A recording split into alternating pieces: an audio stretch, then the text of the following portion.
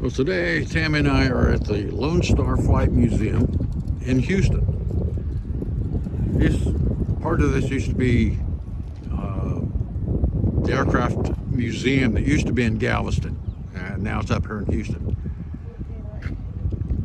They moved it out of Galveston because they didn't want damage to the airplanes anymore, which I can understand.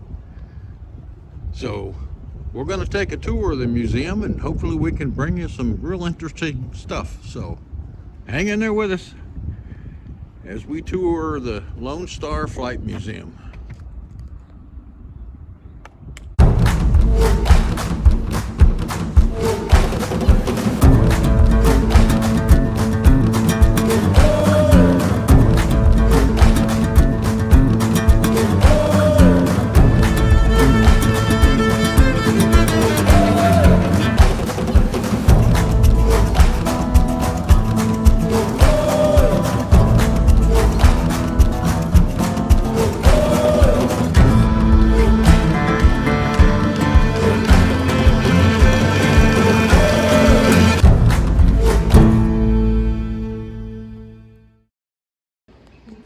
Well, we're inside the Flight Museum.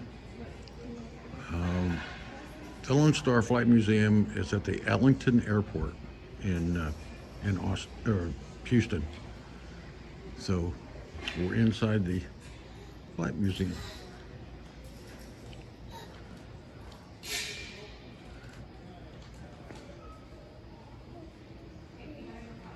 Looks like they're moving some planes around out there.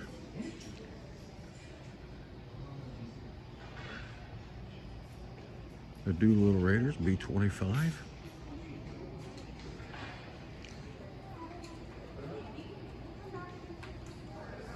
So we'll see. Hopefully we'll see some interesting stuff.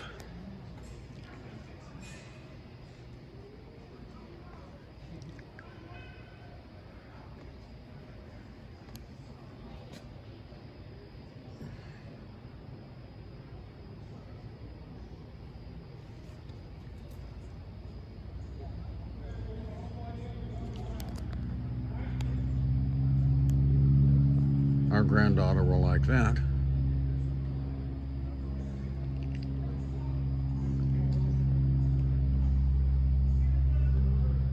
That's some kind of engine, isn't it?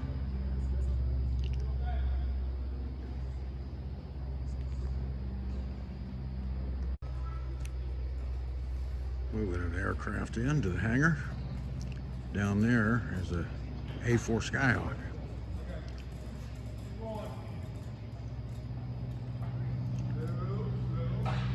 Pretty nice hangar.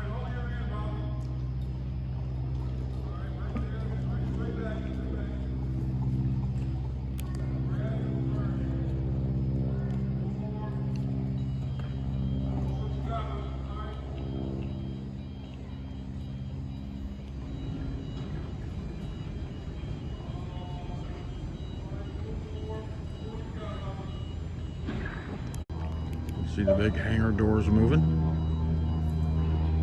It's very similar to the hangar doors we had at my base in NAS Lemoore. These big doors would move, close off the hangar.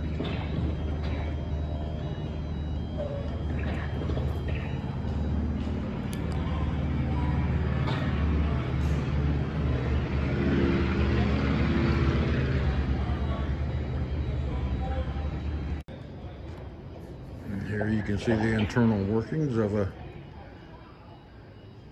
Wright R1820 Cyclone radial engine.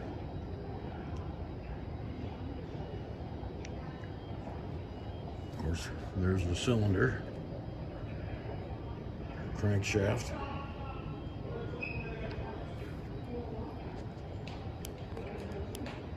Really nice display. Here's a tail turret.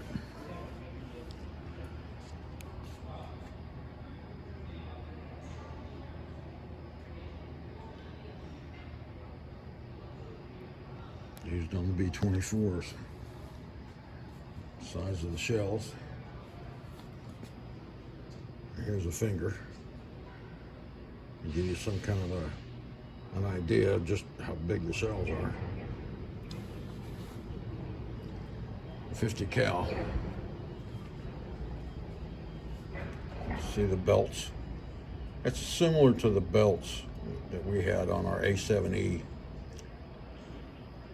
The way that the belts would wrap around the airplane and the shells would travel down the belts to the Gatling gun.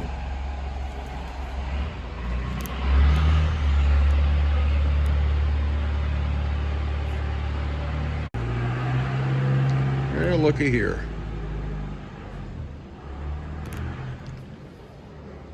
This was the injection seat that we had in the A7.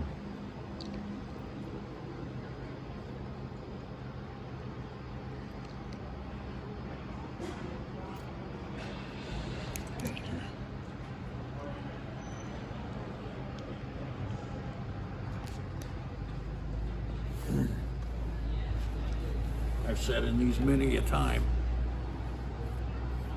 When I would work on our A7s, you would grab a hold of these handles, pull this curtain down over your face. And then the ejection handle was, that would punch you out, but you could also punch out with this loop down here between your legs. Of course, we had what was called a head knocker up here. When it was pulled down, it was in the safety mode. This doesn't have that. I'm sitting that one.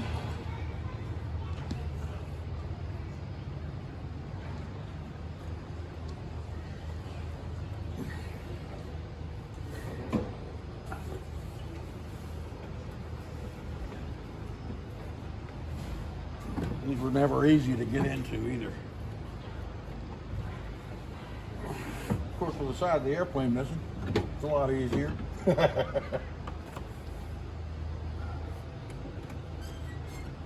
Force the stick.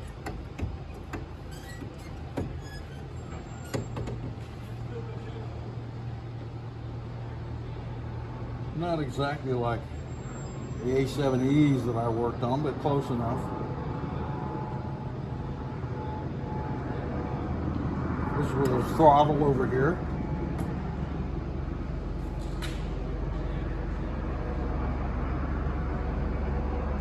Moving the plane. It's good. Yeah. They were moving a couple of planes in. It's a little bit different than the A7 that I worked on, but it gives you the idea. Some of the gauges are in different places and things of that nature, but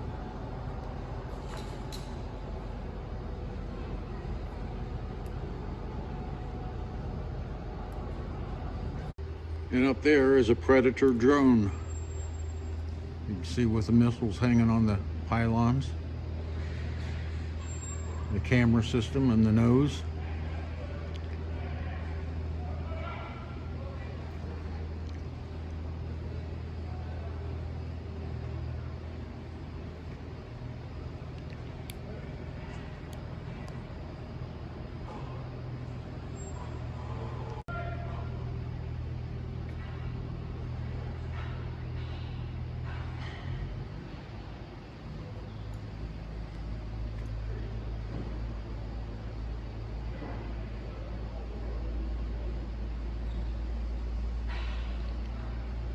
As always, you can pause the video so you can read all of that.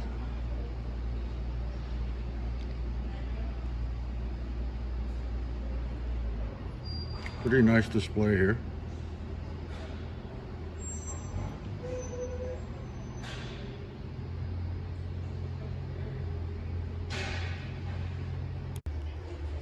Pretty nice display here. Detailing and describing light bombers, heavy bombers, medium bombers.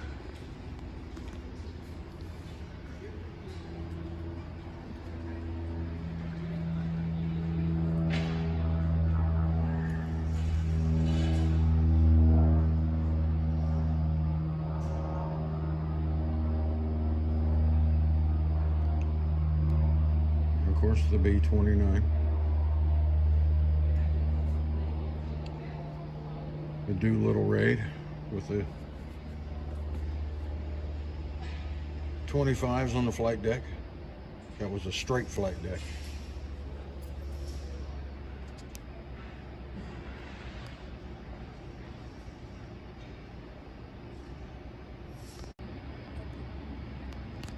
Yes, and the ladies did their part as well.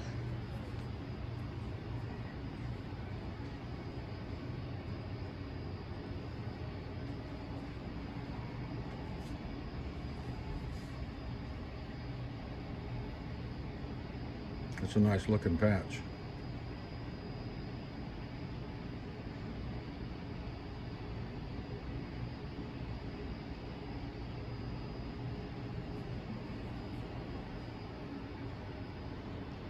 A nice display for the lady pilots.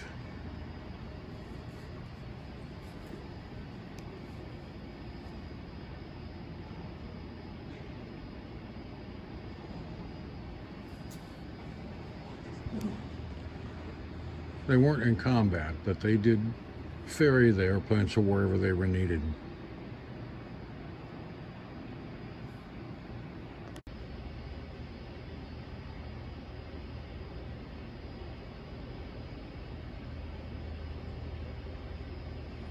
There aren't too many World War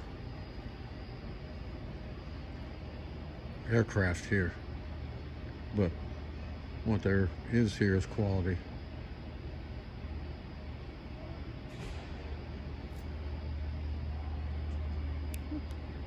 So look to the Army's artillery school at Fort Sill, Oklahoma. During World War II. Rosie the Riveter.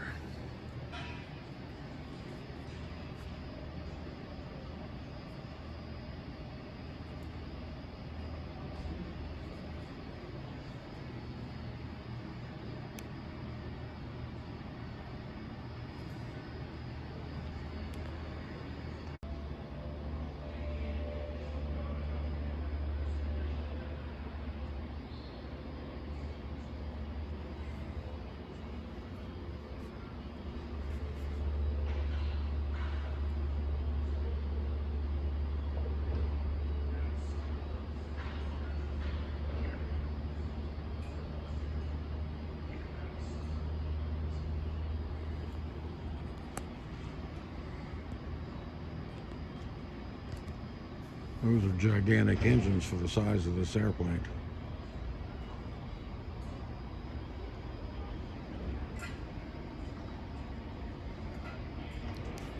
You can see what's sticking out of the cockpit up there.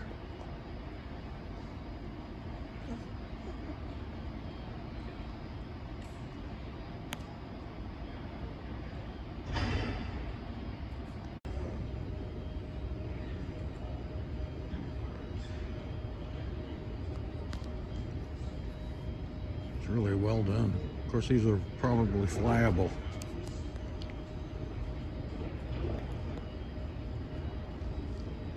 There's Gris.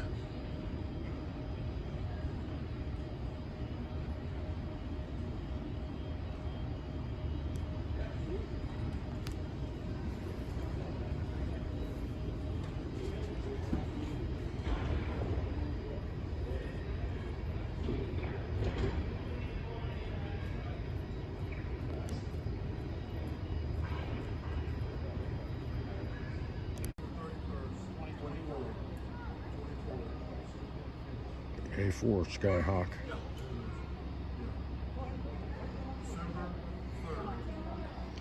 Which is back there.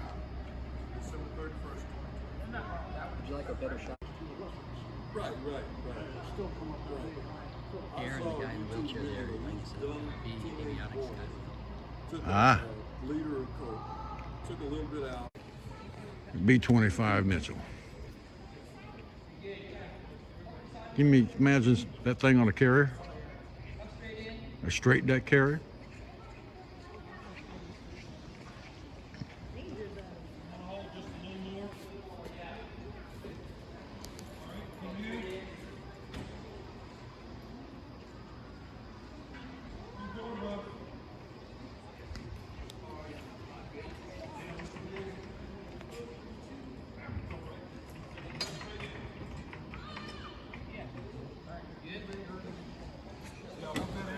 Yeah, they're just bringing it in. All right, we're clear. We can come back. We can actually. It just landed a little bit ago, Madam, so. behind the.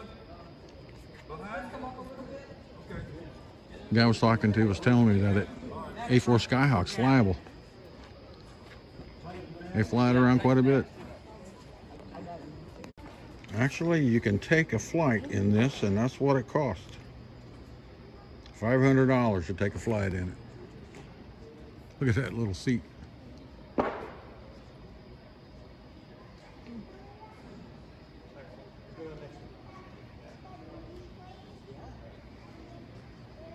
That's what's amazing about it, or these are flight worthy. Look, is that where you would sit? We're in the front. Yeah, you could stay and I'll shoot What are you going to shoot at? to fall and beneath. The Norden bomb site.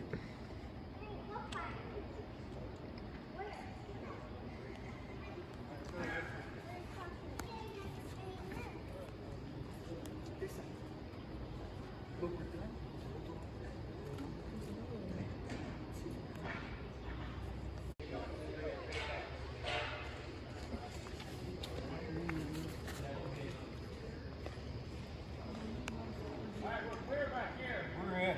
Let's go ahead and Matt. Let's go ahead, Matt. Matt in the front.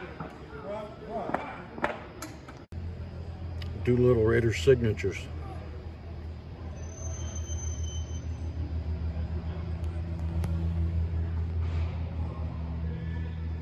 There's kind of a glare on it, but that is a nice model of the aircraft carrier.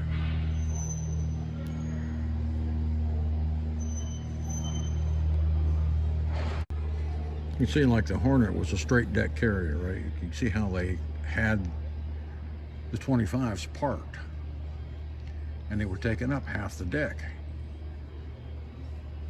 So they only had from the island forward to the bow to get off. Not like they had the whole flight deck to use to get off. So the ship had to be going pretty good to have the wind coming across the deck, as well as they had to run up the engines to full power to get them off. And laden as they were with bombs and fuel. So, of course, later they put the angle out on the side of the flight deck here. But this was the old Hornet, the old straight deck carriers. It's a nice model. Really nice model. Well, you can of course see there on the deck, they've got how simulated is arresting wires. And these are World War II carriers, so of course later on the modern carriers, they had the arresting wires here on the very back, where some of these are also listed. You can see it, they've got some across the deck there. That's a nice model.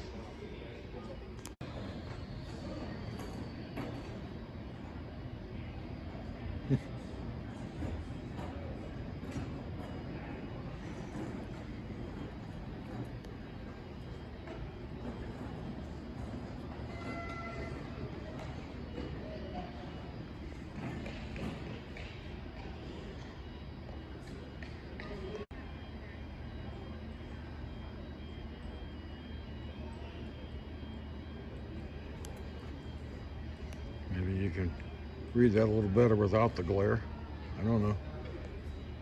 I got the hangar doors open, so there's a lot of glare on everything. There we go.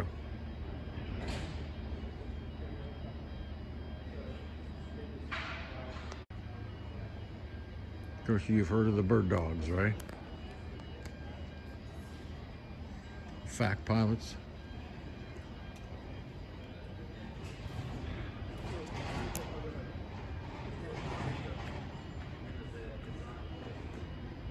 See if I can get it without the glare on it, but it's not that easy to do.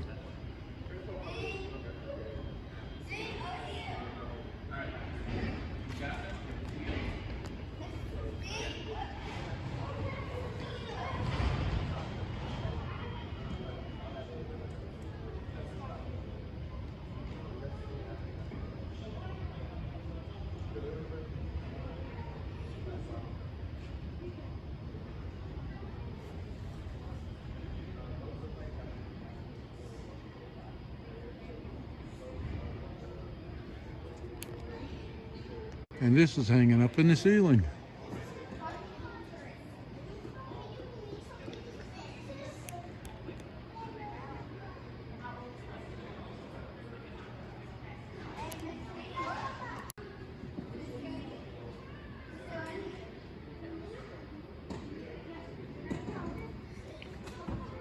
There's a lot of glare on things.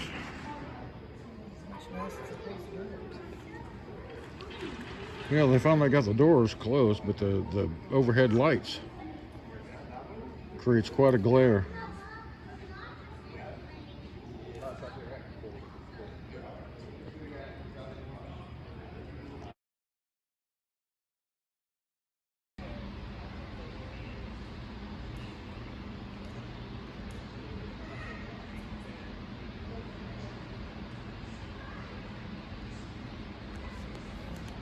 The workhorse of the World War II Navy.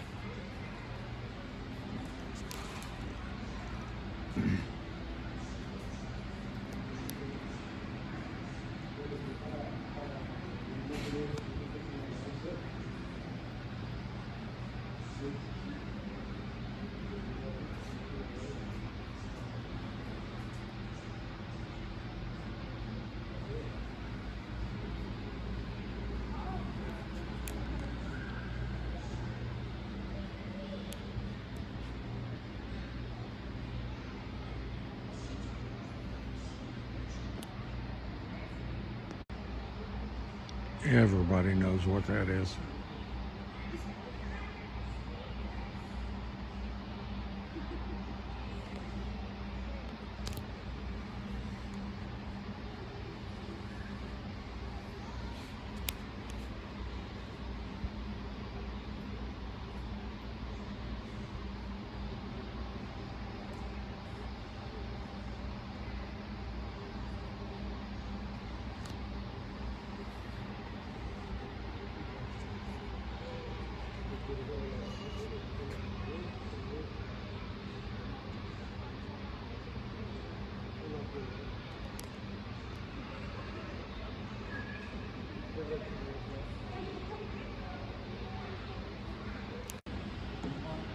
Now that's pretty neat.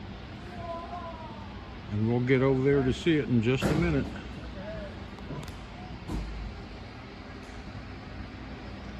But there's two iconic aircraft that we have to take a look at.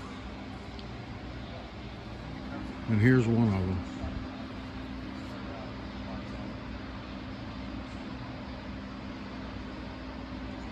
Beautiful airplane. These are all flyable. These aren't museum pieces. They're all flyable. That's what kind of makes this museum unique.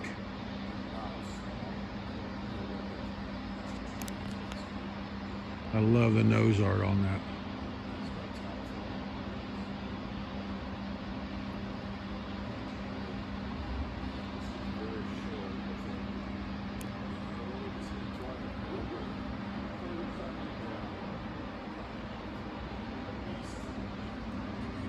Just absolutely beautiful.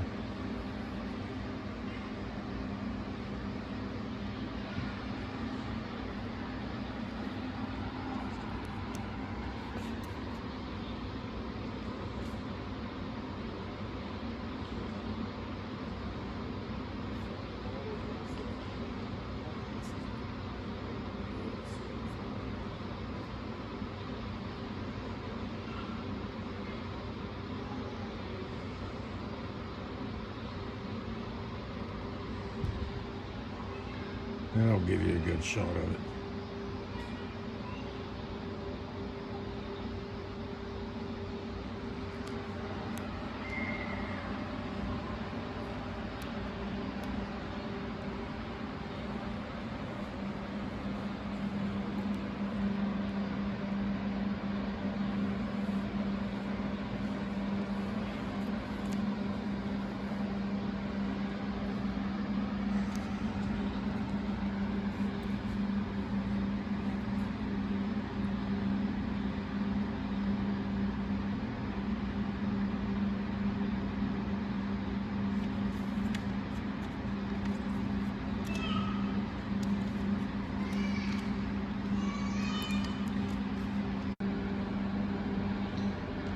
Just maybe give you a little bit of a perspective on a 500-pound bomb.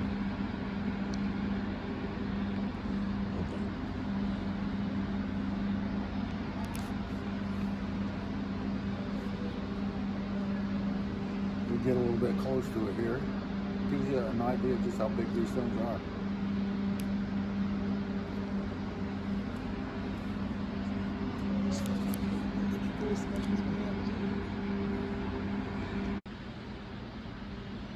Everybody's gonna know what this one is too. Beautiful airplane, beautiful restorations.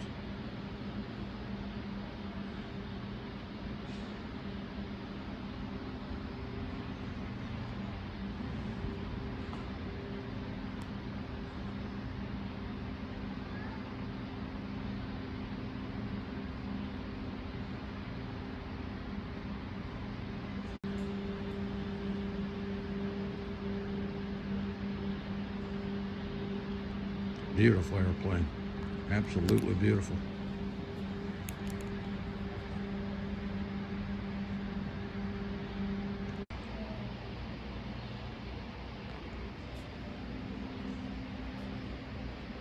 A much better fighter than what they started out with. Beautiful restoration, gorgeous.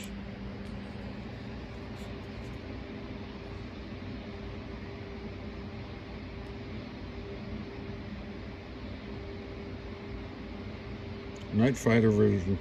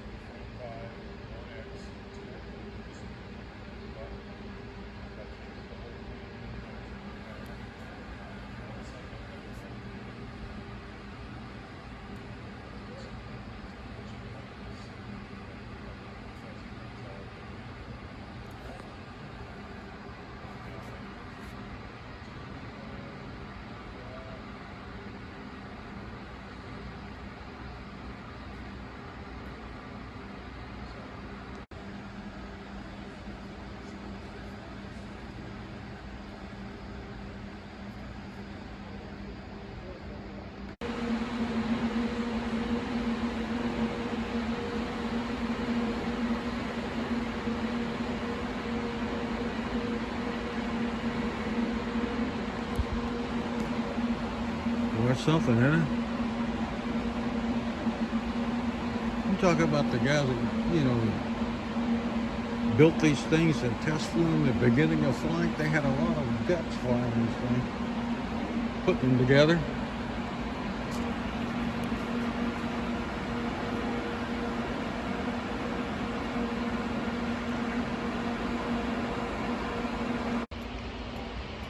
That's the F8 Crusader.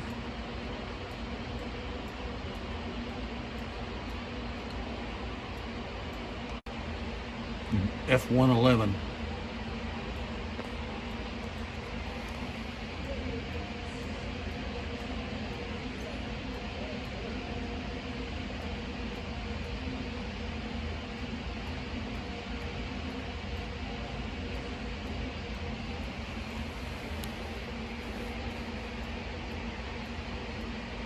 Kind of a strange name for an airplane. Usually they were all masculine names, like Hustler for the B-58, but this was called the Aardvark.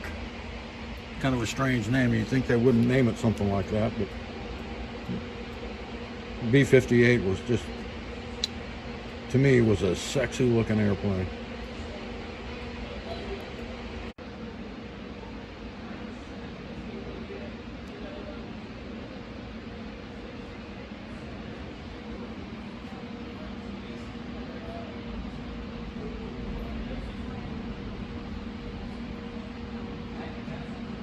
You think this is R2's cousin?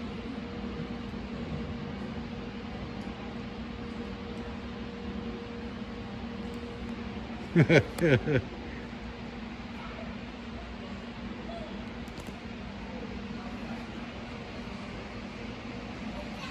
planetary rovers.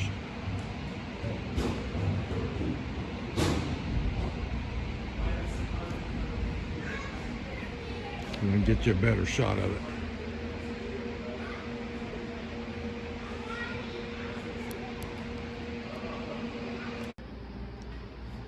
Here's a better shot of the rover from above.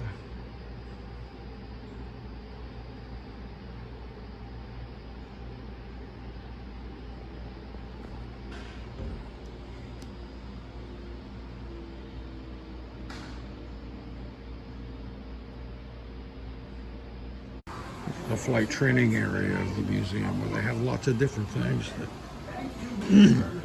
like for the children to use and learn about aviation and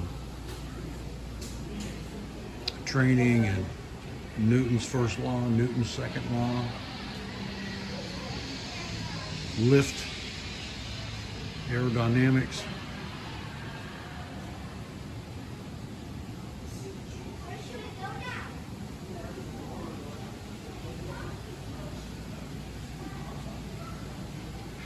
Angle of attack.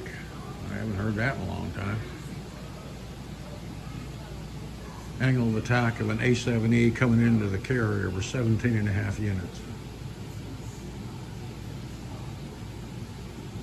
I always remember that for some reason. I don't know why, but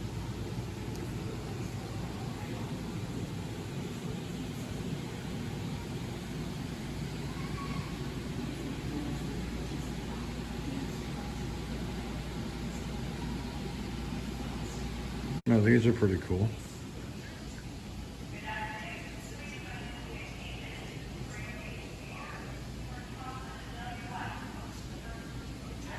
Can simulate riding in a glider.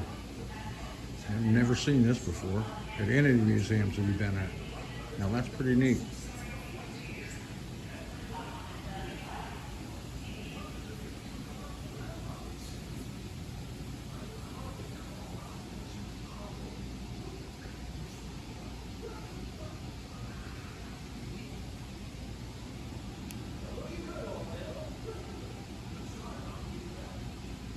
Never seen this kind of a simulator before. It looks really cool.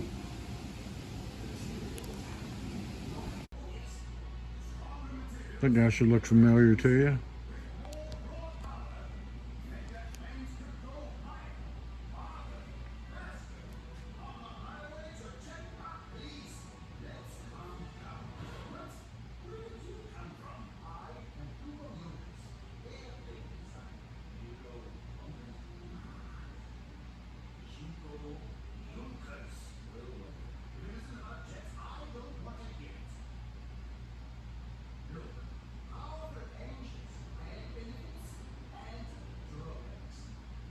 Especially now with the recent, a couple of days ago,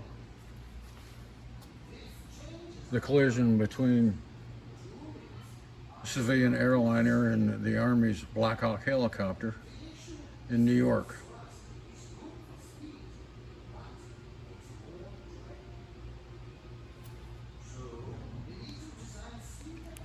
A very poignant reminder.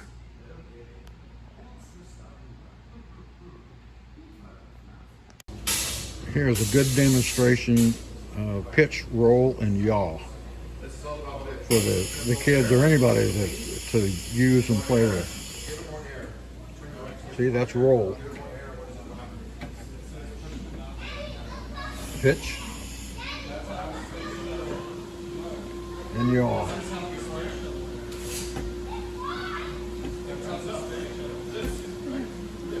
lot of times the computers, what they did in the more modern airplanes is they made what they call coordinated turns. In the old days, the pilots had to control each axis by itself. In the modern aircraft, they did what they called a control turn. So the computers helped move all three axes, adjusting proportionately to what the pilot put into the stick. So it helped fly the airplane.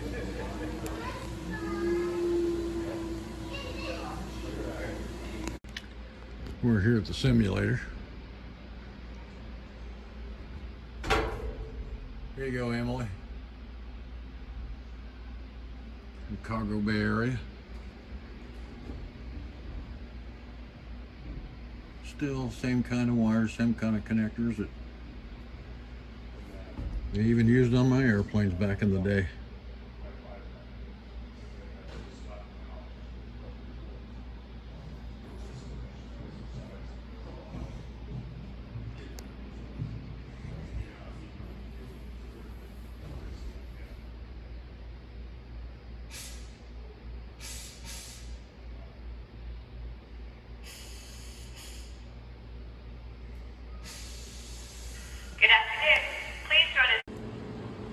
And there you get a view of what the bathroom looked like in the shuttle.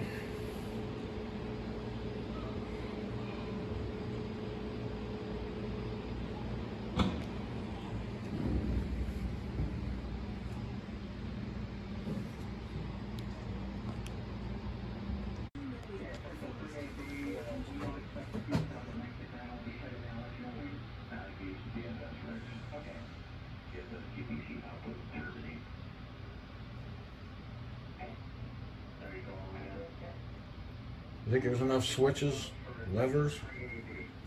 Okay, then we'll give you the bottom line and understand you want me to hold on the fuel cell shutdown. For a second. Alright, bottom line, Sandy. Go ahead and shut it down now. Okay.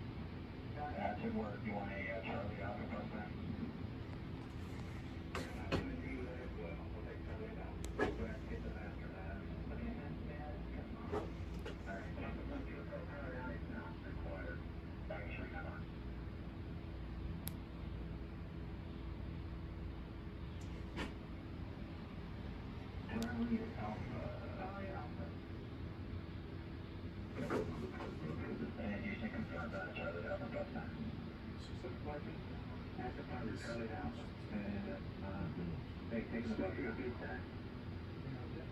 Traffic Kentucky. And my backup is currently no go. Copy, backup is no go. Order terminate. Yes, my job. Not making my fingers off. Sorry, Jason. That was a shutdown. There's no flaws. Any other thing that you can do?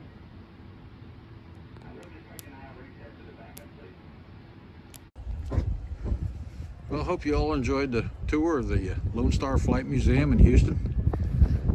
Not a big museum by some standards, but top quality. I mean, the restoration of the airplanes were just absolutely beautiful. And most of them are flyable. So, hope you all enjoyed it. Thanks for coming along with us, and have a great day.